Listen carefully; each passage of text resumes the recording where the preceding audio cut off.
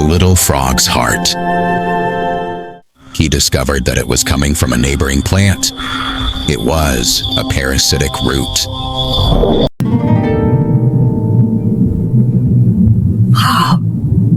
Father Droplet's gaze was drawn to the starry sky. He noticed a shooting star flickering with its last bit of strength before disappearing beyond the horizon. They watched it for a long time, and as their eyes followed it, trying to see where the little star would fall, they noticed, not far from them, a wounded plant. In fact, only half of it remained, disfigured by the burns it had suffered.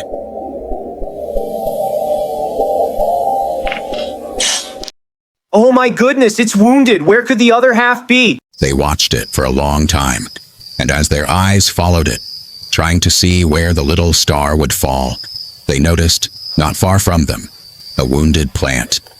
In fact, only half of it remained, disfigured by the burns it had suffered. Lord, thank you. You've saved our lives. Are you talking to someone, Daddy? Where did that noise just come from? It sounded as if a vein had burst inside a living body.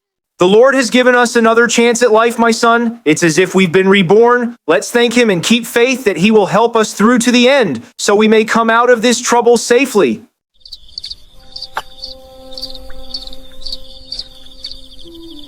Father, please let me go from your arms. I want to explore the surroundings a little.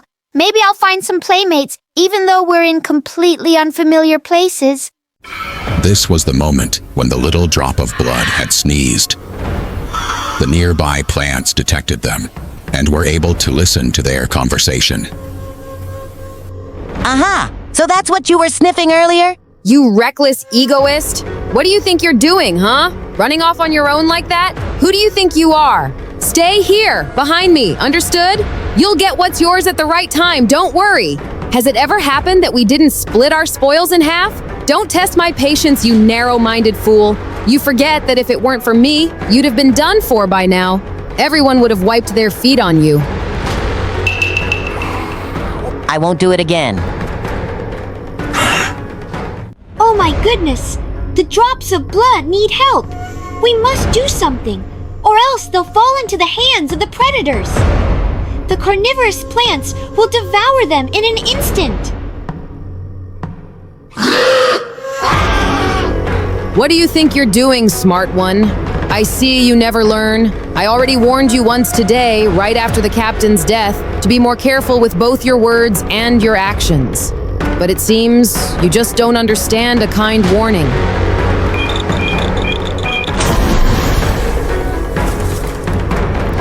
There! Let that be a lesson to you next time.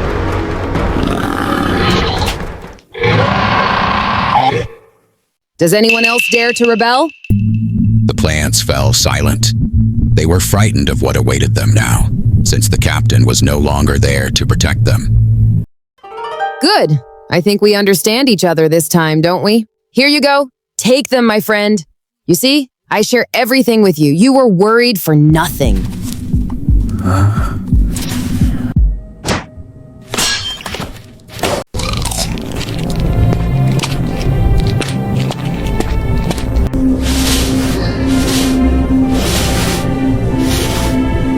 I think you got lucky this time. Good thing there isn't a cliff nearby. Otherwise, I believe your frail body would have been crushed on the rocks.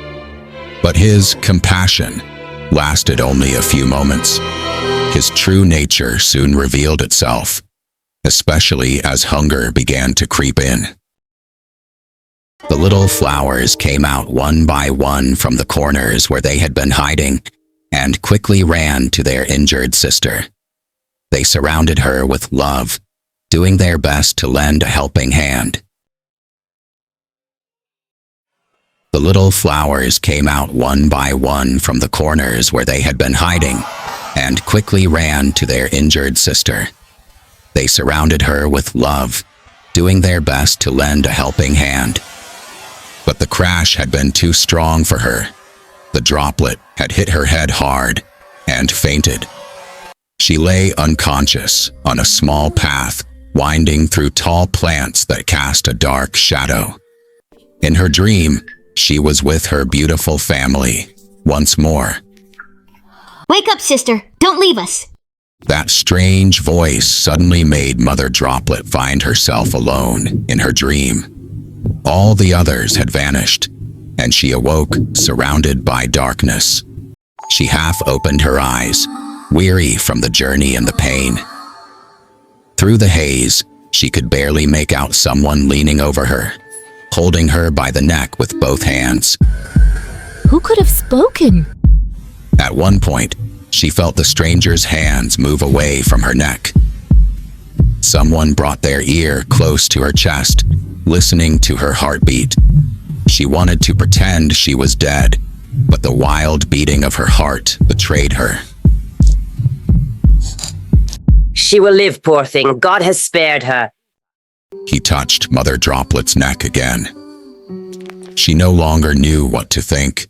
Who could it be? Why is he holding me by the neck as if he could take my life at any moment? Through her tired eyelids, she managed to make out a young little flea who wasn't strangling her as she had thought. He was simply playing, incredibly curious, with the beads around her neck.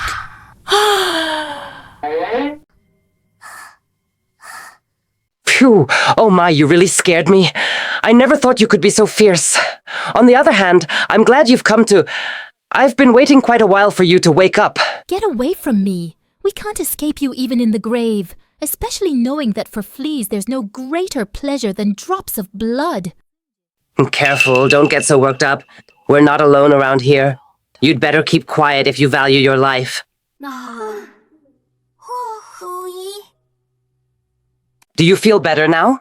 You're very lucky. God was on your side. I never would have believed anyone could still be alive after such a blow. How did you end up lost in these parts? What are you doing among the plants at this late hour? Ah, wait a second. Could it be that you're the first vegetarian flea? Lately, there's been talk around here that your kind's time has come to give up blood. Good quality blood is getting rarer and rarer on this earth. Otherwise, I've never heard of a sane flea abandoning the cozy fur that keeps him safe, only to wander in the middle of the night among the plants. What do you know? You have no idea what trouble brought me here. I was, as you say, in an animal's fur, inside a wagon, but I was forced to leave it. Thank God I'm not alone. I'm with a good friend of mine. The animal that had been sheltering us in its welcoming fur received a large wound in the war, right above the heart. The poor creature is dying. We, all of us from the Flea clan, decided to do everything in our power to save him. My friend and I volunteered first, so here we are. We came to look for silk thread to sew up our master's wound. That's the reason why, at this late hour, we find ourselves among unfamiliar plants. Aha! And did you find the silk thread? No. With great effort, we found a place where, long ago, silk thread used to be made. But now it's deserted. We found neither thread nor silkworms.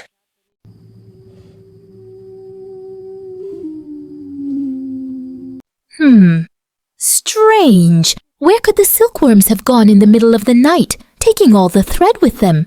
Well, who says they left? That's the problem, actually. I believe they were eaten, thread and all, by the carnivorous plants.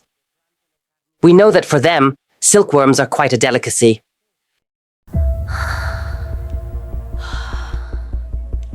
Oh dear, oh dear, oh dear, my family. How could I have forgotten my family? Where is my family, Flea? Tell me where they are. Do you hear me? Tell me. What family are you talking about? My husband, my child. Wait a moment, please. Let me understand this. I saw you earlier crashing hard into that huge, half-burned plant. But you were alone. You were flying on a sharp leaf. The impact was strong. You managed to bring the plant down, and then you fell unconscious. Dear Droplet, do you know what I think? I believe you lost your memory during the crash. You're right. I don't remember a thing. You said I was on a leaf. Do you know where it is? It's not far from here.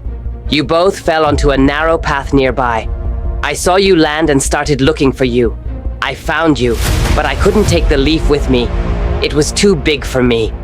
Besides, all sorts of plants had surrounded it and were examining it carefully. I think they wanted to keep it for themselves. But what about me? How did I end up here? I brought you here. How else? I carried you in my arms all the way under this bush. I couldn't leave you there. It was far too dangerous for you. Leave you in the middle of a path, made by who knows what, for late-night walks under the full moon. Mother Droplet was no longer listening to him. She had stood up and, gently smoothing her forehead, was trying to focus. Yes. I came down from a wagon just like you. I left to search for my husband and my son. I was flying on a reed leaf when I met the little cloud of mist.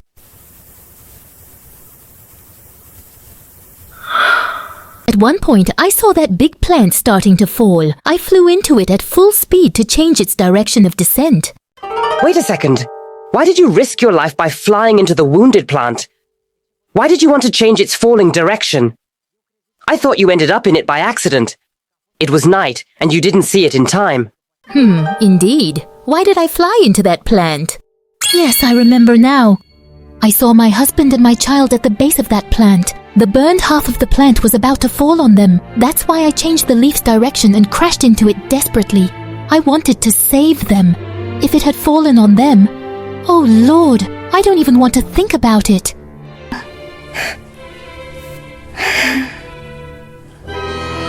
I beg you, young one, take me to that plant. Come with me. My husband and my son were there. Hey, what's with you? Come on, hurry up.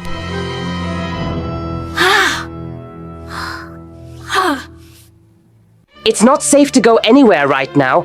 I advise we stay here under the bush until morning, and then we'll do whatever you wish. In the cold night currents, your scent of fresh blood could awaken all the vampires, and then you truly would have to say goodbye to your family. Morning? What morning? What vampires? You must be joking. Right now my family is in great danger. What if that wounded plant really fell on them? Even a single piece of it could have crushed them. Or what if the carnivorous plants... Calm down and focus. I'm sure your husband would think the same as I do. He's a mature and sensible one. They've probably taken shelter under a bush somewhere and are thinking about what's best to do and where to go once morning comes. Everyone knows that carnivorous plants sleep during the day and hunt at night. Do you want to risk never seeing your family again?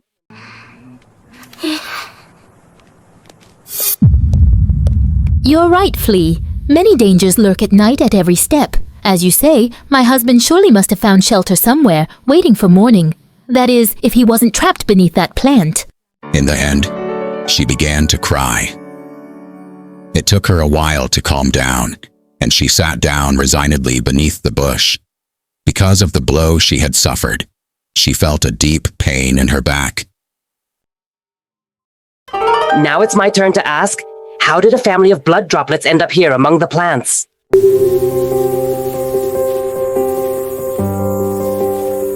It was an unforeseen accident. My child and my husband fell from a wagon while we were all on a mission after we had been forced to leave the body of a wounded animal.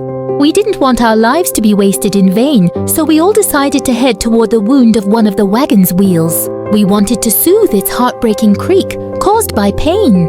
Even now I can't forgive myself for not being by their side.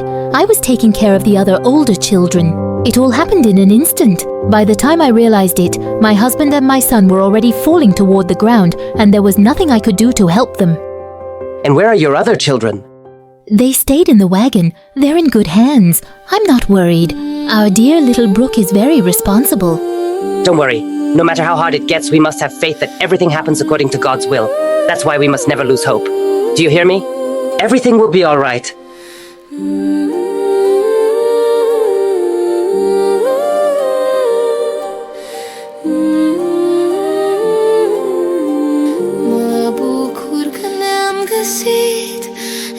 Timpul potrivit, prin noaptea necunoscută, cu dor nemărginit. Rătăcim prin plante, dar speranța ne conduce spre cei sfânți și dragi în seara ce ne străluce.